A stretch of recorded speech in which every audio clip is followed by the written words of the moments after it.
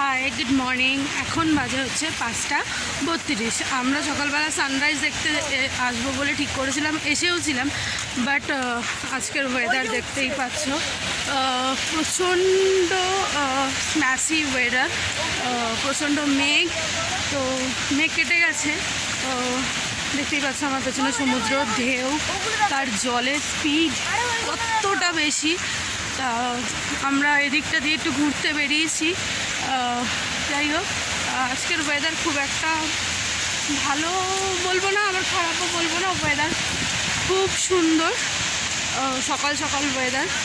তো আমরা আজকে একটুখানি বিচ ঘুরতে বেরিয়েছি। এক্ষুনি আমরা আবার রুমে ফেরত যাব, কিছু লাস্ট মিনিট প্যাকিং বাকি আছে। তো চলো তোমাদেরকে সমুদ্র দেখাই।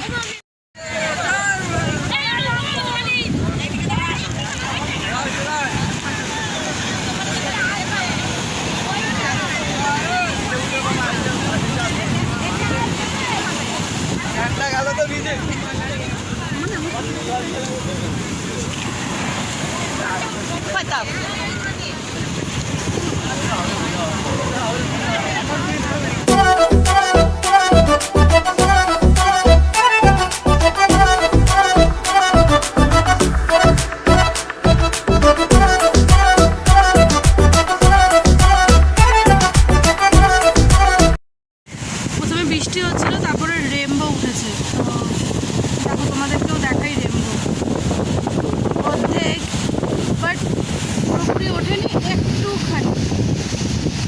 এই হচ্ছে রেইনবো। আর যেই ট্রলারগুলো গেছিল, ওই ট্রলারগুলো ফিরছে। দেখো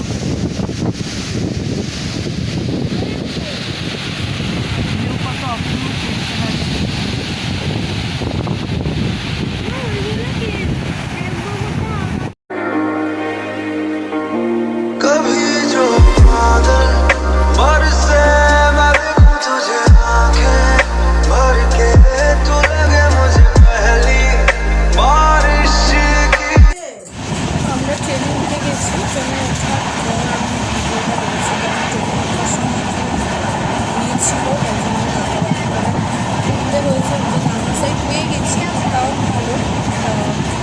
বাইরের সিনারি, আমি জানালার সাইডে বসে আছি।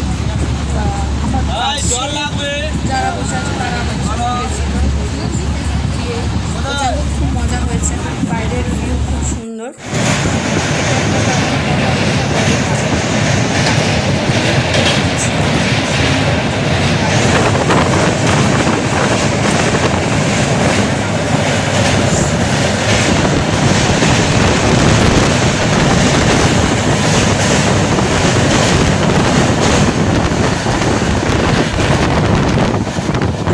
আমরা হাওড়া স্টেশনে পৌঁছে গেছি। হচ্ছে হাওড়া স্টেশন। বসে আছি, চা নিয়েছি, চা খাচ্ছি, পেছনে বসে আছি। হাওড়া স্টেশন থেকে বেরিয়ে ট্যাক্সির জন্য লাইনে দাঁড়িয়েছিলাম। আর ইন্ডিয়ান ফ্ল্যাগটা দেখতে এত সুন্দর লাগছিলো, তাই জন্য আমি একটু ভিডিও বানালাম। সচরাচর ইন্ডিয়ান ফ্ল্যাগটা আমি অনেকটা দূর থেকে দেখি, আমার ছেলেও দেখতে খুব ভালো লাগছে। এত সুন্দর হাওয়া দিচ্ছিল, আর ফ্ল্যাগটা এত সুন্দরভাবে উঠছিল যে সত্যিই খুব দেখতে সুন্দর লাগছে। এমনি আমাদের ইন্ডিয়ান ফ্ল্যাগ দেখতে খুবই সুন্দর। সব ফ্ল্যাগের থেকে আমাদের ইন্ডিয়ান ফ্ল্যাগটা হচ্ছে বেস্ট, যার জন্য এত সুন্দর ইন্ডিয়ান ফ্ল্যাগটাকে দেখতে লাগে।